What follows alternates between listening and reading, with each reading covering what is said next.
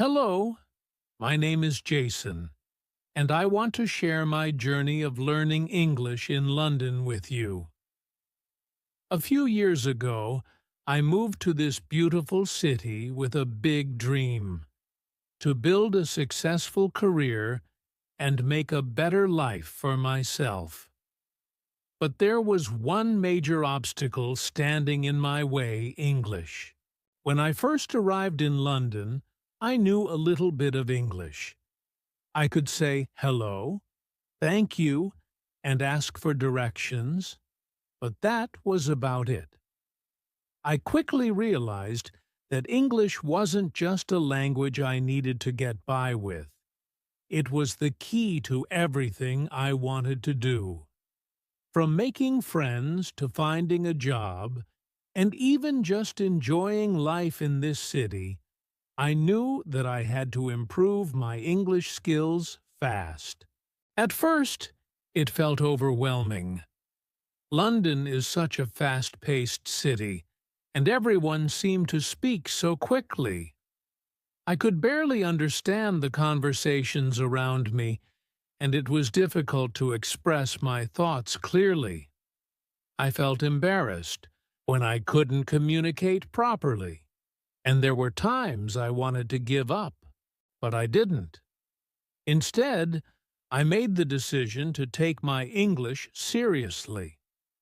I knew that if I wanted to succeed in this city and truly feel at home, I needed to focus on learning the language. And so, my journey began. When I first moved to London, the challenges of not speaking English fluently became very clear. At work, I struggled to understand my colleagues, and sometimes I couldn't express myself the way I wanted to. In meetings, I would sit quietly, nodding along, hoping I didn't have to speak. When I tried to ask a question or share an idea, I often felt embarrassed because I was afraid of making mistakes. I remember one time at a cafe when I tried to order a simple coffee. The barista spoke so quickly that I couldn't understand what he was saying, and I ended up walking away without my drink. It felt like a small thing, but at that moment, I realized how much my lack of English was affecting my everyday life. It wasn't just about work or ordering coffee. It was about feeling confident in my new home. I felt disconnected. The people around me were speaking so naturally, and I was constantly trying to catch up. I began to feel isolated, like I was missing out on so much. I wanted to participate in conversations, make friends, and enjoy everything that London had to offer, but my limited English was holding me back. That was when I reached my turning point. One evening, I was walking home after work, and I overheard a group of people talking and laughing. They were speaking in English, of course, and their conversation seemed so natural, so full of life. In that moment, I realized something important. I didn't want to just get by in London. I wanted to fully live here, to connect with people, and to make the most of this amazing opportunity. I wanted to speak English, like everyone around me, confidently and naturally. That realization was a game changer. I knew I had to take charge of my learning, and I couldn't wait for the perfect moment. I had to start now. I set myself a clear goal. I would improve my English no matter what it took.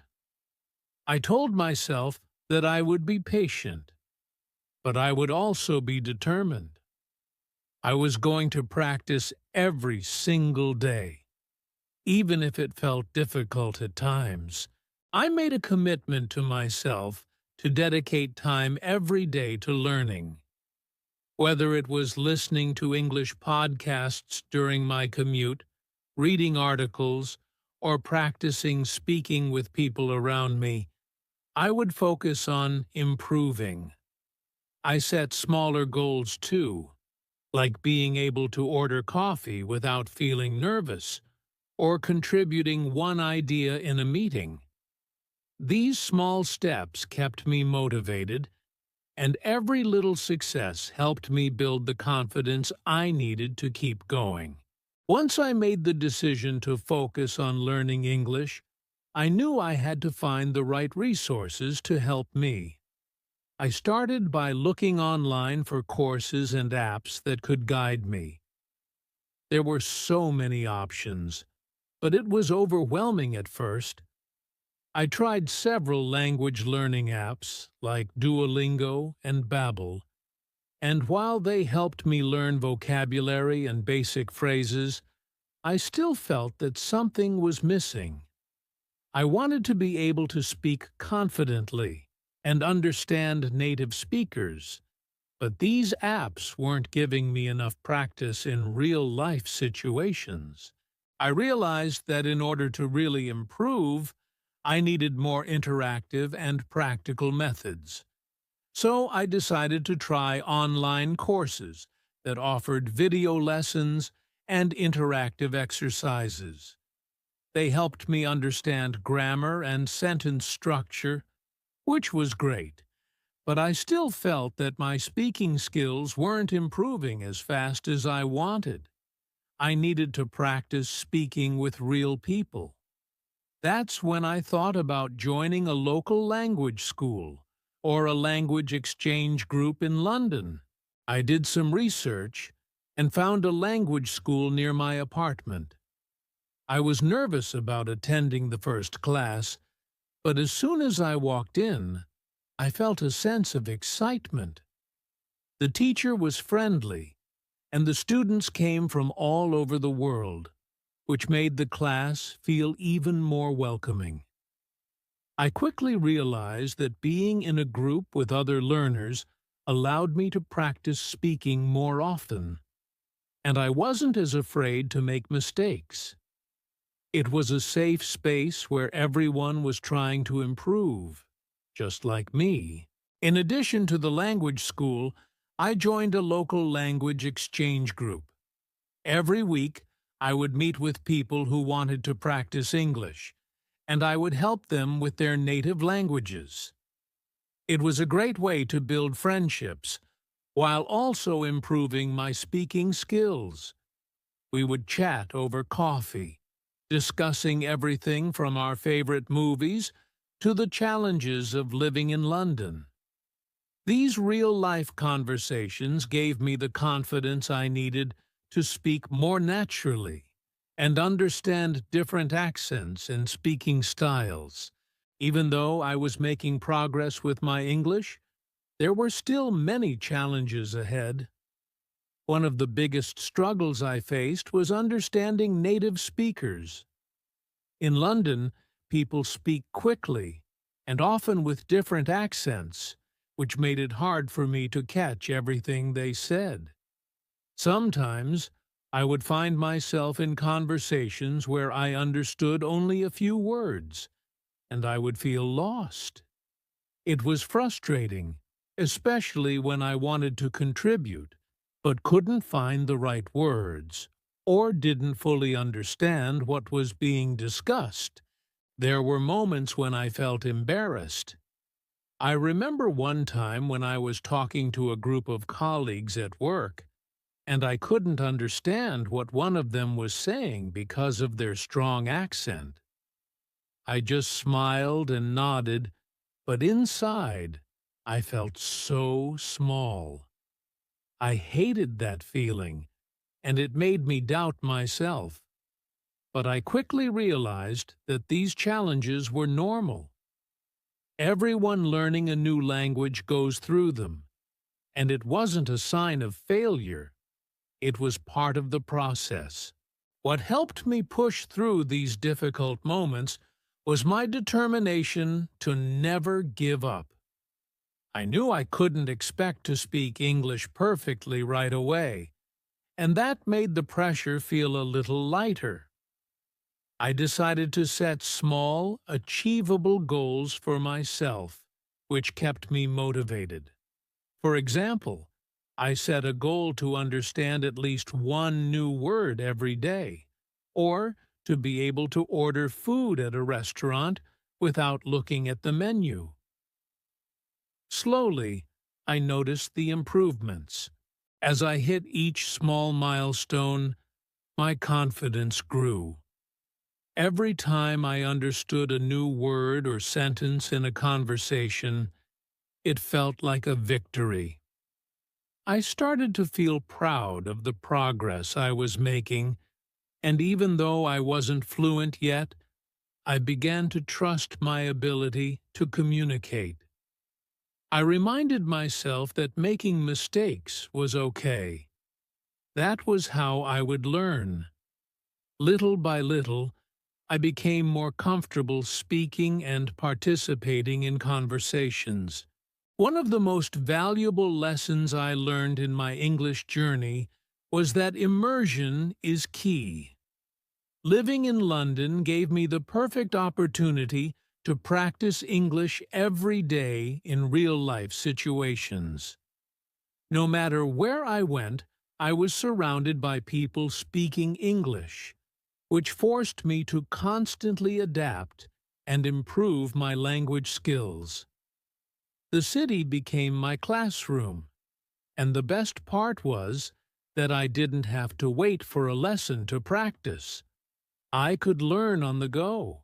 Shopping was one of the first areas where I started practicing my English. I remember my first time going to a grocery store alone.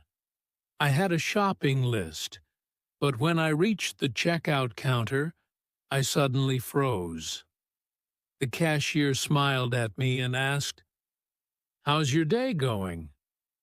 I hadn't prepared for a casual question like that. I quickly realized that English wasn't just about knowing words and grammar. It was also about understanding how people communicate in everyday situations. I gave a simple response, "Good, thank you." But I felt proud that I had managed to hold my own in a real conversation. Public transport was another place where I practiced my English skills every day. London's buses and trains were full of opportunities to listen to native speakers and pick up new phrases. Sometimes I would sit next to someone on the tube and overhear a conversation, trying to catch the words I didn't know.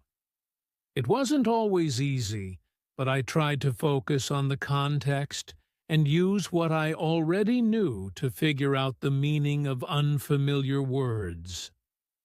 Over time, I found that I could follow conversations more easily, and I started to feel more comfortable speaking with people on the train or bus. But perhaps the most important part of my immersion experience came from interacting with strangers. Whether it was asking for directions, chatting with the barista at my local coffee shop, or striking up a conversation with someone on a park bench, these daily interactions helped me improve my speaking skills in ways that no textbook could. Each conversation was a learning opportunity. I learned how to ask for help, how to make small talk, and how to express myself in different situations. Sometimes I made mistakes, but the people I spoke to were kind and patient. They didn't judge me for not being perfect, and that made me more confident to keep trying.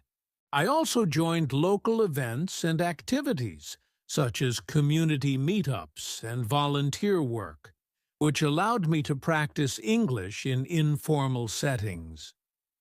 At first, I was hesitant to speak up in group settings, but over time I realized that people were just happy to have conversations, no matter your level of English.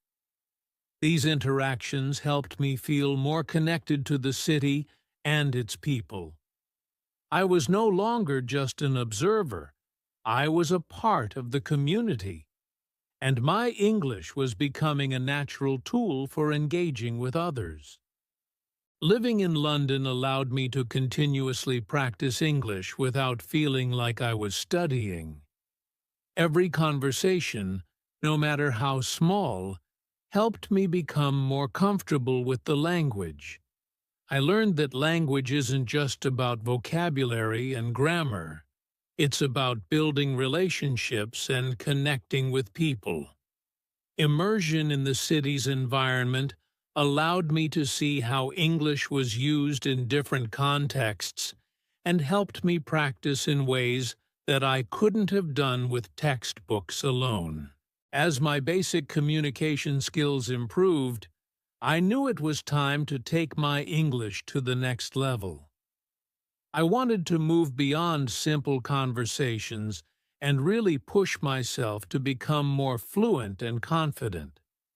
This meant going beyond the basics and challenging myself with more complex tasks, and I quickly realized that improving my vocabulary and understanding more sophisticated language was essential for my growth. One of the first steps I took was immersing myself in English media. I started watching movies and TV shows in English, especially those with subtitles.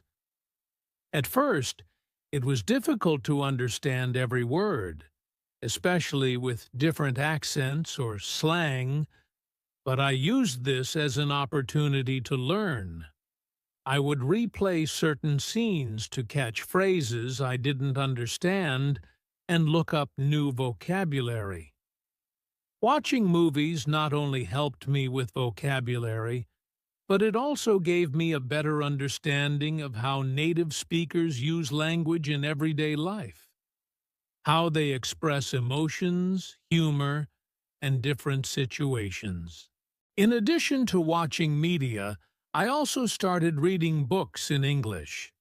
I began with simpler novels, but as my reading skills improved, I moved on to more challenging books.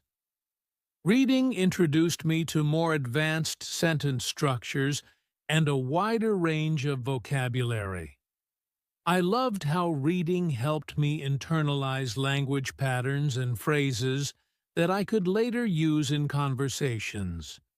Some books, especially novels, taught me cultural references and idiomatic expressions, which were helpful for understanding everyday English in London. But I didn't stop there. I joined advanced language workshops and speaking events, where I could practice more formal speaking and engage in deeper discussions. These workshops gave me the chance to speak about complex topics, ask questions, and interact with other learners and native speakers. At first I felt nervous, but over time I became more comfortable with these higher-level conversations. I started discussing topics like current events, politics, and literature. Subjects that required me to use a wider range of vocabulary and think critically in English. By attending these events and workshops, I also had the opportunity to meet other English learners who shared similar goals. Speaking with them and learning from their experiences further motivated me to keep improving. It was exciting to be part of a community where everyone was working towards the same goal of mastering English. Looking back on my journey, it feels surreal to think about how far I've come. When I first moved to London, I struggled just to hold a basic conversation in English. Simple questions like, "Where are you from?" or "What's your name?" felt like huge obstacles. But today, I find myself conversing fluently in English. Whether I'm chatting with friends, presenting in a meeting, or discussing complex topics in professional settings. Reaching fluency wasn't an overnight process, But with persistence and the right strategies, I eventually got there. One of the key factors in my journey was consistency. I quickly realized that language learning is not about occasional intense study, but about steady practice every day. Even when I wasn't attending classes or workshops, I found ways to practice. I made it a habit to speak English whenever I could, whether it was with friends, at the store, or even while running errands.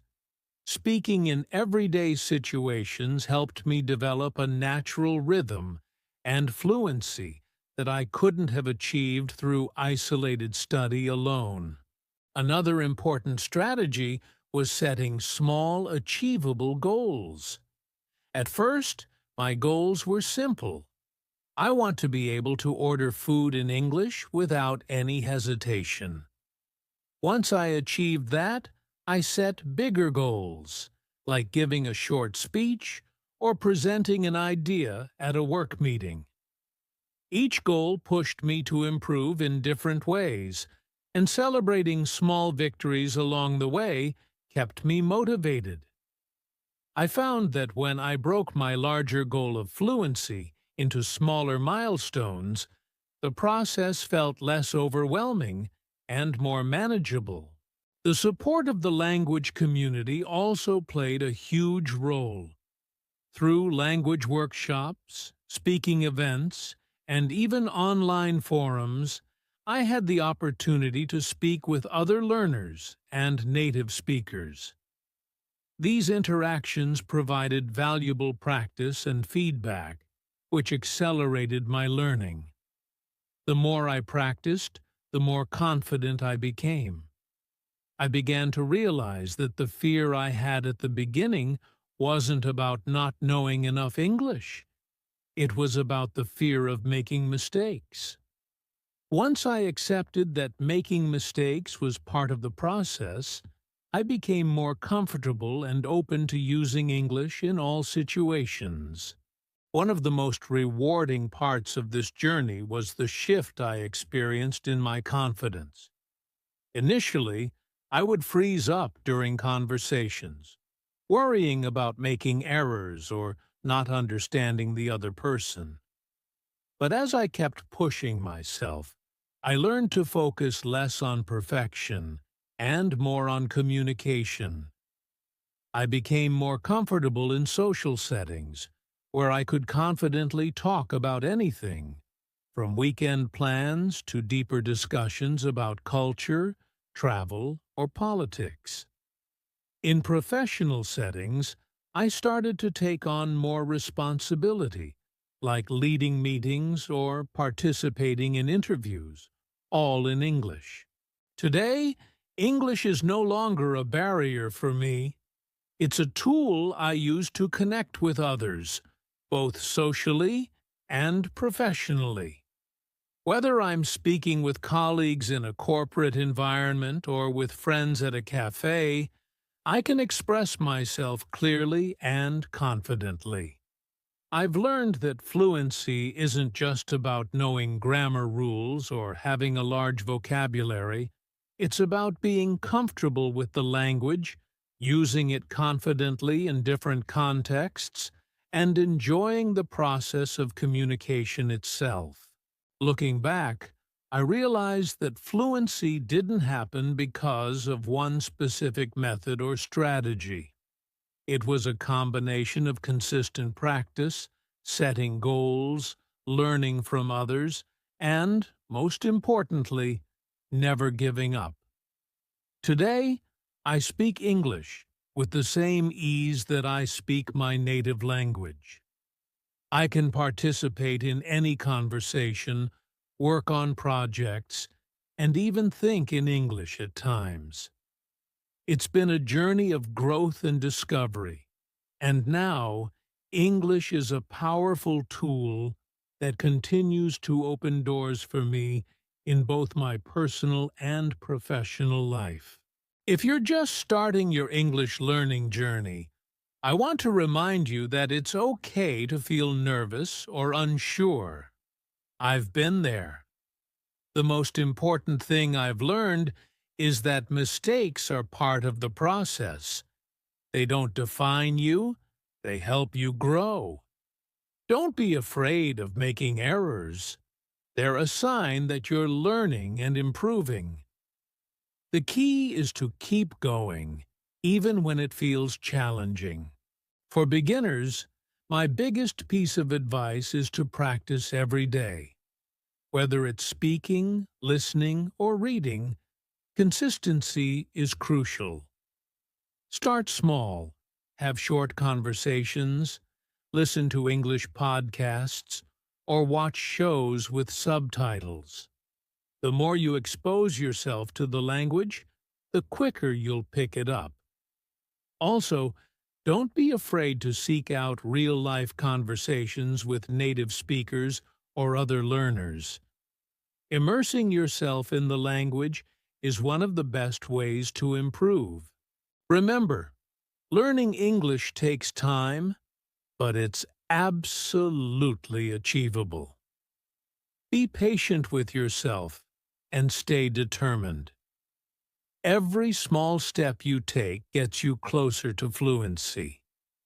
I never imagined I'd be speaking English so confidently one day, but with hard work and perseverance, I got there, and you can too.